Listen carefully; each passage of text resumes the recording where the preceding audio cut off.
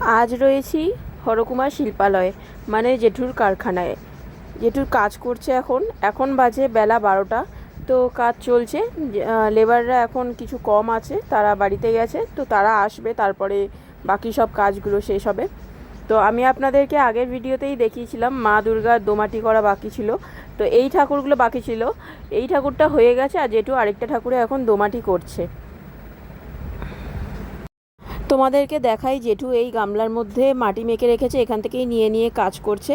তো আগের দিন যেই ঠাকুরগুলো বাকি ছিল সেইগুলোই শেষ করা হচ্ছে। এবার দোমাটি করার পরে হাত পা ঠাকুরের লাগানো হবে।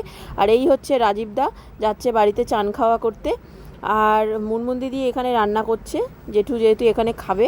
মুনমুন দিদি রান্না করছে আজকে মাছের ঝোল আর ডিমের ঝোল, মাছের ডিম। আর এখানে ভাত বসে গেছে। মুনমুন দিদি কিন্তু খুব তাড়াতাড়ি খুব সুন্দর রান্না করতে পারে। তো তোমাদেরকে দেখাই, মুনমুন দিদির সাথে আলাপ করিয়ে দিই। এই হচ্ছে মুনমুন দিদি।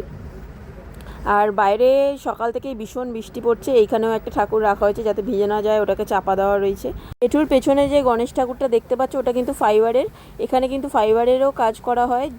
যদি কোনো রকম ফাইবারের কোনো মূর্তির অর্ডার দিতে হয় তাহলে এখানে তোমরা দিতে পারো। আর এইখানে এই দুজন হচ্ছে জেঠুর নাতনির দুটো খরগোশ, ওইগুলোকে পুষেছে। তো এরা এখানেই থাকে। আর এই যে এই পিনগুলো কাটা রয়েছে, এগুলো কিন্তু বাঁশ দিয়ে কাটা। তো এইগুলোকে আমরা যেমন পিন ইউজ করি কোথাও দেওয়ালে পোতার জন্য, তেমনি এগুলো ঠাকুরের গায়ে ইউজ করা হয়।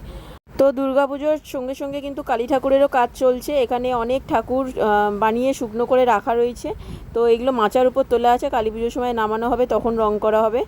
এই যে নিচেও কিছু রাখা হয়েছে, অন্ধকার বলে দেখা যাচ্ছে না। তোমাদের যদি ভিডিওটা ভালো লেগে থাকে অবশ্যই আমাকে কমেন্টে জানিও কেমন লাগলো তোমাদের। আরও নতুন নতুন ভিডিও আনার চেষ্টা করব। আরও নতুন নতুন ভিডিও পেতে হলে আমার চ্যানেলটাকে সাবস্ক্রাইব করে রাখতে হবে। তো দেখা হচ্ছে পরের ভিডিওতে।